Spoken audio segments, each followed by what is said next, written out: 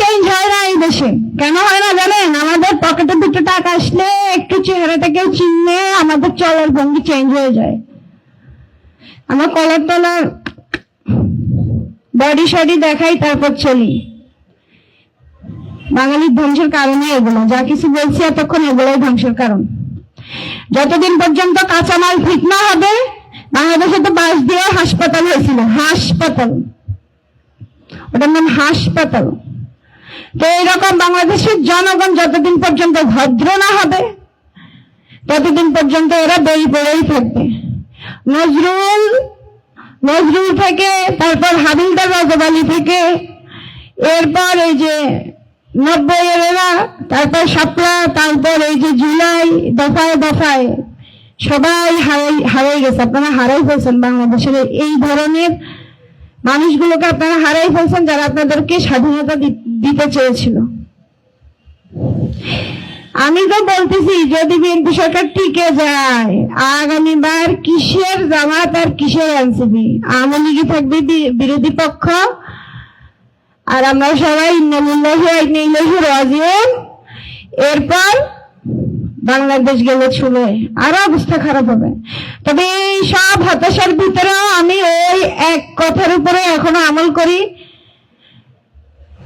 যে শেষ জামানায় এমন একদল বের হবে যাদেরকে কেউ থামাতে পারবে না, আর আমি ওদের জন্য দোয়া করি। আমি চাই আমার বংশধর এক শ্রেণীতে সামিল হোক। হয়তো আল্লাহ ওই এক শ্রেণী তৈরির যে পন্থা, ওটাতেই আমাদেরকে হাঁটাচ্ছে। সবাই নিজের জায়গা থেকে ভদ্র হতে হবে, ইমানদার হতে হবে। বিএনপিরা, তারপর আরো কে কে যেন আমার বাড়িতে আমার আব্বাকে এসে বলছিল, প্রথমে বলছিল যে স্যার ওরে আমরা একটু সম্মাননা দিতে চাই। তো আব্বা আমার মতো একটু ঘাটতারা টাইপ মানুষ, সরি আমি আব্বার মতো ঘাটতারা টাইপ মানুষ। আব্বা দৌড়ানি দিচ্ছে, শেষে আমারে ধরছে। পরে আমি বললাম যে আপনি এ কথাই একবার বলে ফেলছেন, আর বলিয়েন না। ও মা, এর এক সপ্তাহ চাইতে না চাইতে এরা আমার বিরুদ্ধে আন্দোলন শুরু করে দিচ্ছে এলাকায়। এ হচ্ছে বাংলাদেশের অবস্থা। বাংলাদেশের জনগণকে যদি আপনি 5 টাকা মাগ না দেবে, আর এটা তো ওই জাতি যে রাস্তায় কারো 500 টাকা পড়ে গেছে, এর আগে একবারই ভাবে তাকাবে, একবারই ভাবে তাকাবে, এরপর পায়ের নিচে টাকাটা লুকায়, তারপর নিয়ে হেঁটে চলে যাবে। এই জাতি আবার ভদ্র, আর এই জাতি আবার স্বাধীন জীবনও হবে না। নিজেদেরকে ভালো না করলে, নিজেদের লোককে সংযত না করলে কখনোই আপনারা স্বাধীনতা অনুভব করতে পারবেন না, কোনোদিনও না। আজান দিচ্ছে, আল্লাহ সবাইকে ভালো রাখুন। আমার যাওয়ার সময় হয়ে গেছে, সবাই ভালো থাকবেন, আমার জন্য দোয়া করবেন।